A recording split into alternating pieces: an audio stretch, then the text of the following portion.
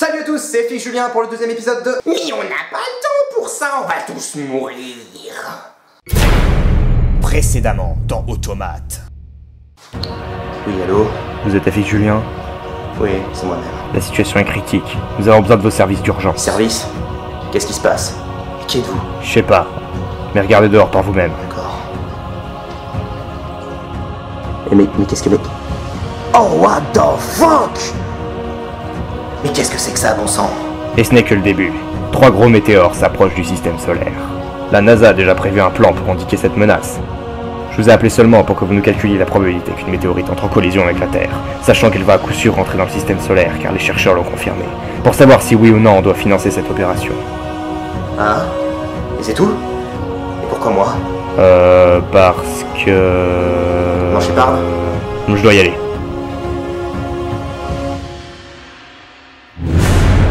Maintenant, la suite. Ok les gars, restons calmes, pas de panique, on va s'en sortir. Mais c'est l'apocalypse, enfin! Si une météorite de cette taille s'écrase sur la Terre, la surface de la planète tout entière qui serait ravagée et toute trace de vie serait détruite. Oh non, c'est pas cool ça. Je pourrais plus faire de casse-croûte à 4 heures, moi. Silence, j'ai trouvé une solution.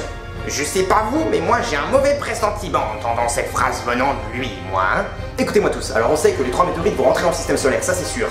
Alors la probabilité qu'elles rentrent en collision avec la Terre serait le diamètre de la Terre divisé par le diamètre du système solaire. Quoi? Mais pas du tout. Et si elle arrivait en... Ce qui nous fait donc une probabilité de 0,2 fois 10 puissance moins 3%. C'est vachement petit comme nombre. Du coup, je comprends pas. On est en danger ou pas finalement? Mais il dit des conneries, ne l'écoutez pas enfin. Mais il n'y a pas une seule météorite, mais 3. Et comme elles ne sont pas reliées entre elles, on se donne donc à la présence d'un schéma de Bernoulli répété de façon indépendante, et dont le succès est la météorite entre en collision avec la Terre. Quoi? Mais c'est quoi le rapport entre le Bernoulli machin truc de l'épisode précédent et les météorites? Oui, bordel, puisque je me tue à vous dire qu'il dit n'importe quoi. Ce qui nous donne donc une probabilité de 0,8 fois 10 puissance moins 15 qu'au moins une des 3 météorites rentre en collision avec la Terre. On est hors de danger. Faut que je prévienne le commandant. Ah, ça suffit ces conneries. Moi j'en ai marre, je me casse de cette émission de merde. Adieu, bande d'ignards. Commandant Shepard? Non, moi c'est commandant, je sais pas. Bordel, mais je sais pas pourquoi ton nom m'appelle Shepard à la fin. C'est pas parce qu'à chaque fois qu'on m'entend dans la vidéo, il y a une musique de Mass Effect en fond qu'il faut déformer mon nom comme ça quand même. Vous trouvez pas? Oh si, bien sûr, je suis entièrement d'accord. Hein. Ah voilà, on est d'accord. Ouais. On est d'accord. Ouais. Sinon, on en était où déjà? Je sais plus, Ah si, la fin du monde, je crois. Ah oui, c'est vrai. Mais attendez, comment vous avez eu mon numéro secret au fait? Ce n'est pas important. J'ai fait le calcul que vous m'aviez demandé. Ah, justement, à ce propos... Nous ne risquons rien. La probabilité qu'une seule d'entre elles entre en collision avec nous est presque nulle. Non, mais en fait, on... Merci de m'avoir fait confiance, commandant Shepard. Commandant, je sais pas, je suis bordel. à disposition. Si... Bon, ça suffit. Laissez-moi parler. Wow. C'est bon, d'accord. Je vous écoute, hein, pas la peine de crier non plus. Nous avons de nouvelles infos sur ces météorites. Ah? Leur déplacement est logique, comme si elles décidaient elles-mêmes d'où aller. Oh, bordel qu'il est con. En d'autres termes, ce sont peut-être finalement pas des météorites, mais des vaisseaux spatiaux ou tout autre objet pouvant être piloté à distance par quelque chose d'intelligent. Alors vous pensez que... Oui. Selon la NASA, 3 vaisseaux extraterrestres sont en train d'approcher de la Terre de manière exponentielle. Quoi? Et... Exponentielle? En êtes-vous sûr? Oui, mais pourquoi... Merci, commandant. Je sais ce que j'ai à faire maintenant. Attendez, mais... Je dois normalement avoir un exercice sur les exponentielles dans la liste d'exercices du partenariat. Alors, voyons voir... Et pourquoi on fera un exo sur les exponentielles? Je vois pas trop le rapport avec les extraterrestres en fait. Mais parce que la menace est exponentielle. Faut donc qu'on soit préparé avant qu'elle arrive. Donc faut que je fasse un exercice sur les exponentielles pour m'entraîner. Mais c'est n'importe quoi. Ah, t'es revenu toi? Bah, j'ai vu ce que ça donnait sans moi, hein. Bref, on va faire... Ah, voilà. L'exercice 5 du chapitre 1 Oh non, encore un exo de maths à la con. Non mais à quand un épisode exclusivement sur le scénario là? Bah en même temps, la série s'appelle Automate, donc bon. Et puis, bon, c'est la contrepartie de la collaboration avec Math en BTS, de corriger des exos de maths pendant les épisodes. Bah alors pourquoi on l'a fait cette collaboration du coup, c'est si chiante? On va pas faire juste notre truc dans notre coin, sans contrainte? Quoi? Mais tu es fou! Tu as vu ce que ça a donné avec la chronique Zelda? Je vous entends, les mecs. Bref, commençons par la question 1.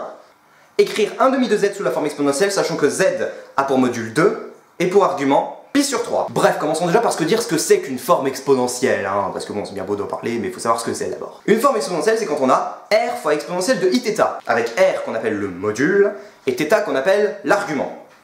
Et les gars, θ claque.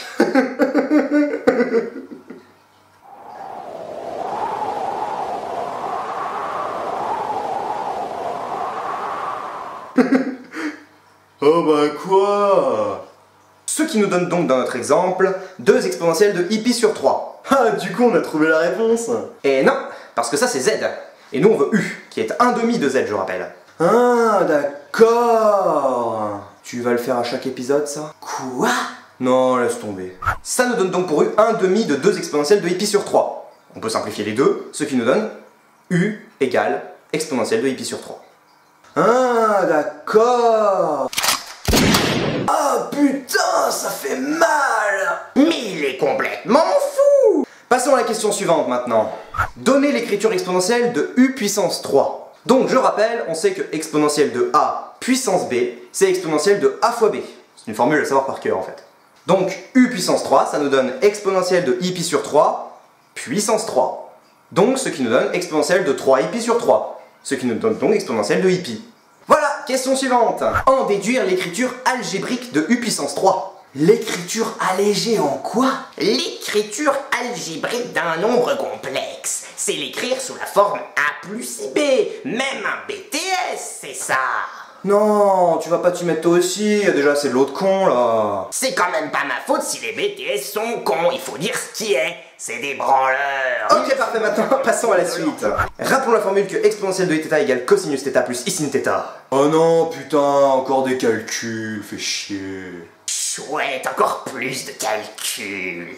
On remplace donc dans notre expression θ par l'argument qu'on a dans notre exemple, qui je rappelle est tout ce qu'il y a dans l'exponentielle sauf le i, ce qui nous donne u puissance 3 égale exponentielle de i pi égale cosinus pi plus i sinus pi. Et voilà, on a maintenant la forme algébrique de u puissance 3. Quoi? Mais ils sont où les A et les B là? Avec a égale cosinus pi et b égale sinus pi. Et la simplification dans tout ça, hein? T'y as pensé à la simplification? Non. Et puis tu donnes même pas le résultat sous la forme a plus b. Ouais.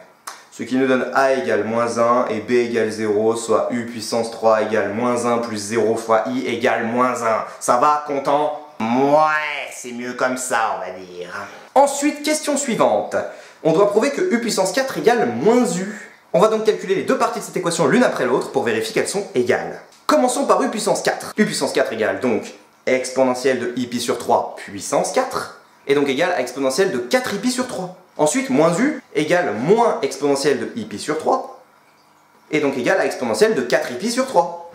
Donc c'est égal. J'ai pas bien compris comment on passe du moins exponentielle de i pi sur 3 à exponentielle de i pi sur 4, mais bon, voilà quoi. Ah ça c'est très simple, on a moins exponentielle de i pi sur 3. Donc on place exponentielle de i pi sur 3, sans le moins, sur le cercle Rigaud. Ça donne ça. Et ensuite, vu qu'on a un moins, on prend l'opposé sur le cercle. Ce qui nous donne exponentielle de 4 i pi sur 3. Voilà. On a notre réponse. Ah d'accord. Ok, j'ai compris, c'est bon, je le dis plus. Ok. Alors, passons au suivant. Prouver l'égalité entre u puissance 5 et moins u puissance 2. Bon bah on fait pareil. Commençons par u puissance 5. u puissance 5 égale exponentielle de i pi sur 3 puissance 5 égale exponentielle de 5 i pi sur 3. Ensuite, moins u puissance 2 est donc égal à moins exponentielle de i pi sur 3 puissance 2, est donc égal à moins exponentielle de 2 i pi sur 3, et donc égal à exponentielle de 5 pi sur 3. Voilà, c'est fait. Bon, on va en faire un petit dernier bonus, histoire d'être prêt pour l'invasion. Trop cool, en plus gratos. Attends. Prouvons que u puissance 6 est égal à moins u puissance 3. Donc u puissance 6, ça nous fait donc exponentielle de i pi sur 3 puissance 6, ce qui nous fait donc exponentielle de 6 i pi sur 3, ce qui nous fait donc exponentielle de 2 pi. Ensuite, moins u puissance 3, ce qui nous donne moins exponentielle de i pi sur 3 puissance 3, ce qui nous donne moins exponentielle de i 3 pi sur 3, donc on simplifie les 3, ce qui nous donne moins exponentielle de i pi. Ce qui nous fait donc exponentielle de 2 i pi. Voilà, je pense qu'on est fin prêt. Passons à la dernière question maintenant. Prouver. Encore prouver? que 1 plus u puissance 2 plus u puissance 3 plus u puissance 4 plus u puissance 5 plus u puissance 6 égale 1. Oh non, va falloir encore calculer des u puissance quelque chose, fait chier. Mais non, t'inquiète. Car u puissance 4, on sait que c'est moins u puissance 5, on sait que c'est moins u puissance 2, et u puissance 6, on sait que c'est moins u puissance 3. Ah bon? Mais oui, ce sont les résultats des questions précédentes. Ah d'accord. Ok, j'ai compris. Donc on remplace tout ça, ce qui nous donne 1 plus u puissance 2 plus u puissance 3 moins u puissance 2 moins u puissance 3 égale 1. Ce qui nous donne donc 1 égale 1. Donc on a prouvé notre égalité. Voilà, cette vidéo est maintenant terminée. On est fin prêt à affronter cette menace exponentielle maintenant. Trop cool. On va leur défoncer la gueule à ces connards d'extraterrestres.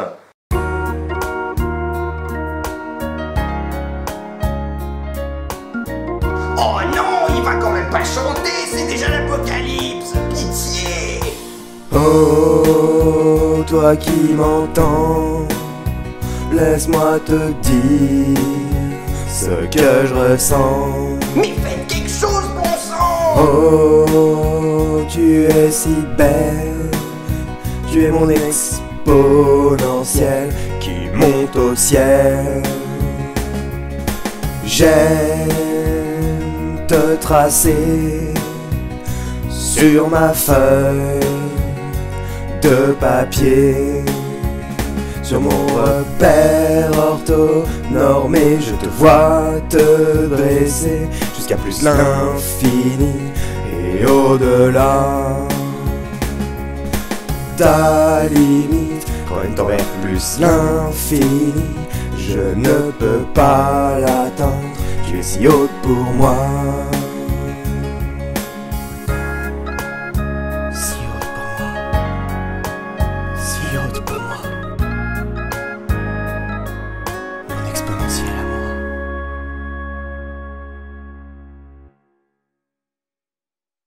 moi.